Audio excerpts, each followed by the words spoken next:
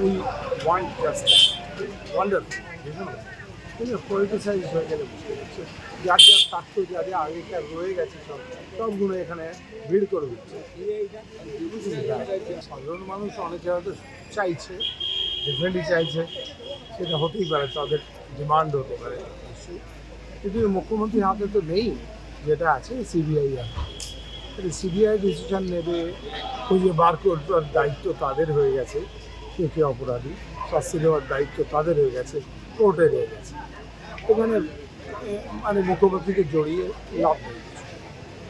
তবে পাওনা যেটা হওয়া উচিত সেটা তারা চাই কি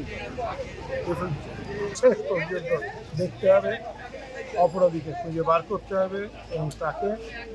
মানে কঠিনতম সাজা দিতে হবে এটা ফাঁসি না গুলি করে মারা হয়েছে